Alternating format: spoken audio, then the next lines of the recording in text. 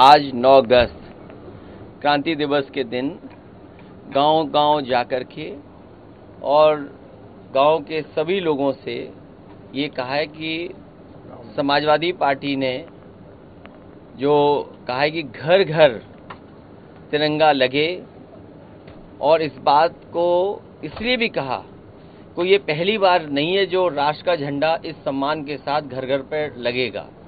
हमेशा 15 अगस्त को स्कूल हों, संस्थाएं हों, घर घर लोगों ने झंडे हमेशा लगाए हैं, लेकिन भारतीय जनता पार्टी इसको पॉलिटिकल एजेंडा बना रही थी। और 9 अगस्त का दिन वो दिन है जिस दिन ये फैसला लिया गया था कि अंग्रेजों को भारत छोड़ना है। कभी 1942 में आज ही के दिन न जाने कितनी गिरफ्तारियां हुई होंगी, और उस समय के स्वतंत्रता सेनानी, उस समय के महापुरुष, उस समय के नेता, उस समय के आम जनता ने मिलकर के भारत को आज़ादी दिलाने के लिए लड़ाई लड़ने का काम किया।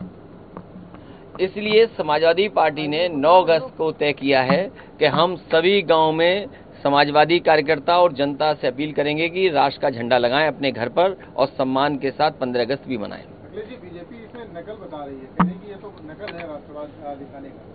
नकल आखिरकार बीजेपी इसलिए कर रही है क्योंकि कभी भी भारतीय जनता पार्टी की जो मुख्य पार्टी है उसने भारत का झंडा नहीं लगाया और भारत के झंडे का विरोध किया। कई वर्षों उन्होंने अपनी संस्था पे भारत का झंडा नहीं लगाया।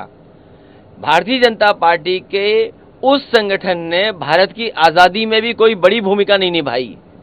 इसलिए अपनी शर्म छिपाने के लिए जिन्होंने कभी राष्ट्र के झंडे का सम्मान न किया हो, इसलिए जानबूझ करके और तमाम जो बुनियादी मुद्दे उनसे ध्यान हटाने के लिए ये घर घर तिरंगा का फैसला लिया है।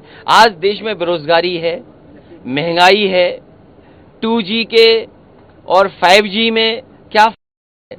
इनके भारतीय जनता पार्टी का नेता उसको मंत्री बचा रहे थे, विधायक बचा रहे थे, उनके सांसद बचा रहे थे। अगर सरकार इनकी थी तो आखिरकार उसको बचा कौन रहा था? जो एक महिला के साथ क्या व्यवहार किया था इसने? तो ये भारतीय जनता पार्टी अपनी नाकामी छिपाने के लिए घर घर तिरंगा लगाने का काम कर रही है। समाजवादियों ने हमेशा 9 अगस्त मनाया है, समाजवादियों ने हमेशा 15 अगस्त मनाया है। जितनी खुशी से हम 15 अगस्त मनाते हैं उससे ज्यादा खुशी से 9 अगस्त समाजवादियों ने हमेशा मनाया है। सर, बिहार में बीजेपी को बाहर करने की कवायद चल रही है सरकार से, आप क्या समझते हैं कि संभव हो पाएगा? ये अच्छी शुरुआत है। आज के दिन जब अंग्रेजों के खिलाफ नारा दिया था भारत छोड़ो, अगर बिहार से ये नारा आया कि भारतीय जनता पार्टी भगाओ, मुझे लगता है कि और प्रदेशों में भी इसी तरीके से बहुत जल्दी भारतीय जनता पार्टी के खिलाफ पॉलिटिकल पार्टीज भी खड़ी होंगी और जनता भी खड़ी होगी। सर, नीतीश कुमार जी के लिए क्या कहिएगा? जो स्टैंड उन्होंने लिया है, पहले भी एक बार वो पलट के आए थे, इस बार जब वो ऐसा कर रहे हैं उस पर क्या कीजिएगा? बहुत एक्सपीरियंस नेता हैं, उनके बारे में क्या कहना। वो बिहार और बिहार के गणित को बेहतर समझते हैं। मुझे उम्मीद है कि भारतीय जनता पार्टी को वो छोड़ देंगे। सीएम पे नीतीश कुमार तेजस्वी यादव सपा किसको सपोर्ट करेंगे? ये उनके अपने फैसले हैं। गठबंधन में क्या तय होता है, क्योंकि गठबंधन जब बनता है तो बहुत सी चीजों पर मिलजुल करके फैसला लेते हैं। मुझे उम्मीद है कि मिलजुल करके कोई ऐसा निर्णय लेंगे जिससे हमेशा भारतीय जनता पार्टी दूर रहेगी। अयोध्या मुद्दे में आप अपने आप को मजबूत करने के लिए मुहिम चला रहे हैं और वहीं ओम प्रकाश राजभर तमाम आरोप आपका आप पर लगा रहे हैं। देखिए, उन नेताओं के बारे में मैं कुछ नहीं कह सकता। उन नेताओं के बारे में मैं कुछ नहीं कह सकता। सर, श्रीकांत त्यागी की आज गिरफ्तारी हुई है। आज गिरफ्तारी हुई, उसके बाद कहा गया सरकार के द्वारा कि किसी भी अपराधी को नहीं छोड़ा जाएगा, लेकिन जब आपराधिक इतिहास आया तो 10 से 11 मुकदमे आए, तो उससे जो 307 के भी अपराध में थे, लेकिन कभी गिरफ्तारी नहीं हुई। सवाल ये है, बात तो तब खुली जब उस महिला के साथ व्यवहार इस तरीके से किया। शायद कोई भी व्यक्ति इस तरह का गाली गलौज का व्यवहार महिला के साथ नहीं कर सकता है। यही भारतीय जनता पार्टी का असली चरित्र है। किस तरीके से भारतीय जनता पार्टी के लोग उसको बचा रहे थे। भारतीय जनता पार्टी के विधायक, सांसद, मंत्री और यहां तक मुझे लगता है कि मुख्यमंत्री कार्यालय तक संबंध थे। अगर संबंध नहीं होते तो बताओ, ये डबल इंजन की सरकार इतने दिन लग गए पकड़ने के लिए। आज 9 अगस्त को पकड़ा उन्होंने, क्या पहले दिन ही नहीं पकड़ सकते थे? आखिरकार उन्हें सिक्योरिटी किसने दी थी? कौन है जो सिक्योरिटी दे रहा था?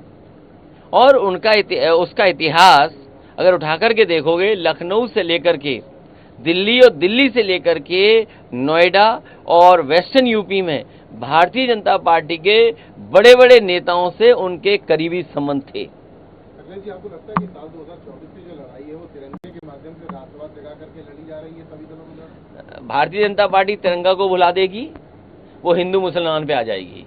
भारतीय जनता पार्टी को पता होना चाहिए आज़ादी की लड़ाई हिंदू मुस्लिम दोनों ने मिलकर के बराबर की भूमिका निभाई।